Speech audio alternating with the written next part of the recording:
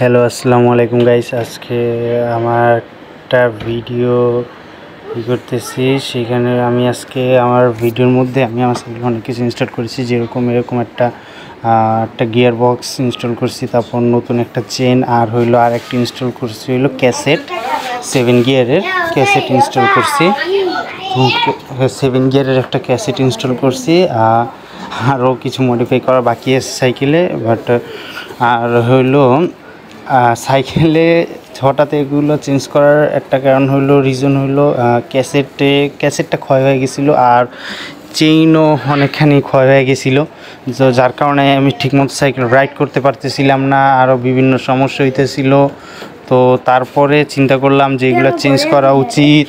তো তারপরে আমি এটা চেঞ্জ করে তারপরে এটা নতুন করে আবার নতুন 3টে এক্সেসরিজ ইনস্টল করছি সাইকেলের মধ্যে।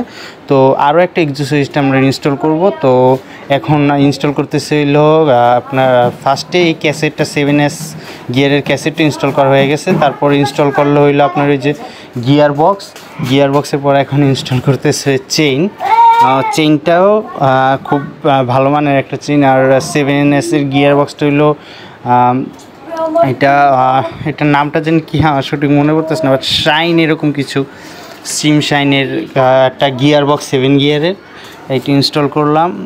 সামনে আরও কিছু সাইকেলের মধ্যে ইনস্টল করার ইচ্ছা আছে। তো আরেকটা চেঞ্জ করছিলাম, ওইটার ভিডিও করতে পারিনি, সেইটা হলো চেঞ্জ করছিলাম আমি ব্রেক শুটা চেঞ্জ করছিলাম সাইকেলের পিছনের চাক্কার, আর সামনেরটাতে ঠিক আছে।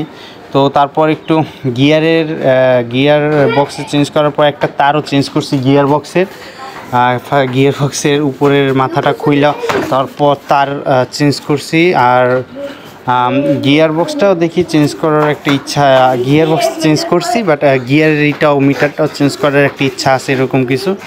তো সবাই একটু সাপোর্ট করবেন, আর আজকের ভিডিও এই পর্যন্তই, দোয়া করবেন। আসসালামু আলাইকুম।